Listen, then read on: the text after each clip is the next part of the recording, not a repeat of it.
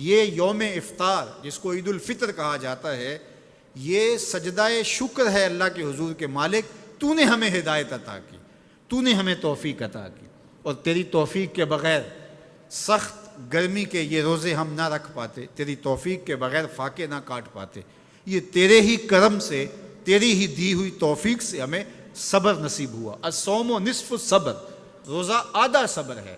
تو جس نے توفیق دی اب اسی کا شکریہ ادا کرنے کے لیے ہم کھلے میدان میں، ہم مرکز میں، ہم مسجد میں، ہم مختلف جگہوں پہ جمع ہوتے ہیں اور جمع ہو کے اس بات کا اعلان کرتے ہیں، مالک میری توفیق بھی تیرے کرم کا صدقہ، یہ قدم اٹھتے نہیں اٹھائے جاتے ہیں۔ تو نے توفیق دی تو روزے رکھے گئے، تو نے توفیق دی تو گنتی کے دن پورے ہوئے، تو نے توفیق دی تو مالک تیرے ہی حضور حاضر ہوئے، اور یہ تیرا ہی کرم ہے اور تیری ہی کرم نوازیوں کے رنگ ہیں۔ حضرت معاذ بن جبل رضی اللہ تعالیٰ عنہ فرماتے ہیں کہ ایک دن حضور نے میرا ہاتھ پکڑا اور ہاتھ پکڑ کے فرمایا، اے معاذ واللہ انی لاحبک، اللہ کی قسم میں تجھ سے پیار کرتا ہوں۔ پھر دوبارہ فرمایا، واللہ انی لاحبک، اے معاذ میں اللہ کی قسم تم سے پیار کرتا ہوں۔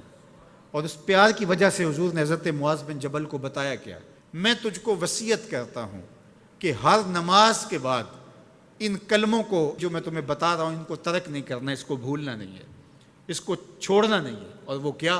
اللہم اعنی علی ذکرک و شکرک و حسن عبادتک، اے اللہ مجھے توفیق دے اپنی عبادت کی، مجھے توفیق دے اپنے ذکر کی، مجھے توفیق دے اپنا شکر ادا کرنے کی۔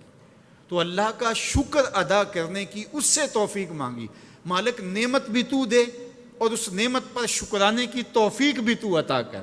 اور اللہ فرماتے ہیں میری دی ہوئی نعمت پر میرا جب تم شکر ادا کرو گے میری دی ہوئی توفیق کے ساتھ، تو میں تم سے عہد کرتا ہوں لئن شکرتم لازیدنکم، میں تمہیں اور زیادہ عطا کروں گا۔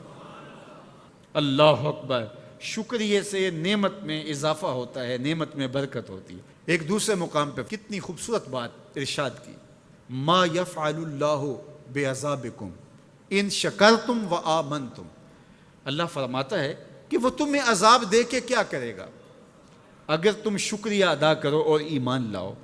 اللہ کی چاہت نہیں ہے کہ تجھے جہنم کی بھڑکتی ہوئی آگ میں ڈالے، جو آگ تمہاری ہڈیاں توڑ کے رکھ دے، تمہارا گوشت جلا کے رکھ دے اور تم وہاں ذلت سہو، یہ تمہارے رب کی منشا نہیں ہے۔ وہ یہ چاہتا ہے کہ تمہیں جنت کی بہاریں نصیب فرمائے۔ یہ تمہارا عمل ہے کہ تم عذابوں کو خرید رہے ہو، تم عذابوں میں چھلانگے لگا رہے ہو۔ اس کی مرضی کیا ہے، اس کی رضا کیا ہے کہ تم شکر ادا کرو اور اس پر ایمان لاؤ، تو وہ تمہارے گناہ بھی معاف کر دے، تمہارے درجے بھی بلند فرما دے۔ بلکہ ایک دوسرے موقع پہ اللہ تعالیٰ نے قرآن مجید میں ارشاد فرمایا کہ تم جہنم کے گھڑے میں گرنے والے تھے، ایک جنبش پا کی دیر تھی کہ تم ایندھن بن جاتے۔ کہا کہ میری نعمت کا شکر ادا کرو کہ جس نعمت نے، اس نعمت سے مراد محمد عربی صلی اللہ علیہ وسلم، تمہیں جہنم سے نکال کے جنت کی راہوں پہ ڈال دیا۔ تو ہمارا رب ہمیں بخشنا چاہتا ہے، ہمارا رب ہماری مغفرت کرنا چاہتا ہے، ہمارے گناہوں کو معاف کرنا چاہتا ہے۔ رحمت رب بہانہ می جوید، اس کی رحمتیں بہانہ تلاش کرتی ہیں اور بندوں کو بخشنا اسے بڑا پسند ہے۔ تو وہ کتنا کریم ہے، کتنا کریم ہے، کتنا کرم فرمانے والا ہے، کتنا رحیم ہے بندوں پر۔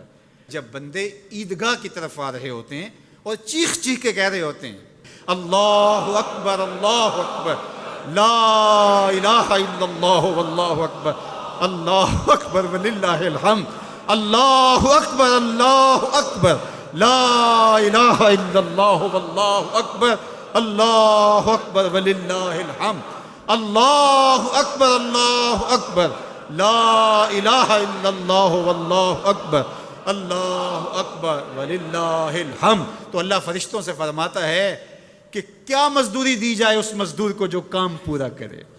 تو وہ کہتے ہیں مالک اجر تو پورا ہی ملنا چاہیے۔ تو فرمایا یہ چیخ چیخ کے جو مجھے پکارتے ہوئے آ رہے ہیں میں نے ان کو بخش دیا۔ اور وہ چیخ چیخ کے کیا کہتے ہوئے آ رہے ہیں؟ اللہ اکبر لا الہ الا اللہ واللہ اکبر اللہ اکبر وللہ الحمد اللہ اکبر لا الہ الا اللہ واللہ اکبر اللہ اکبر وللہ الحمد.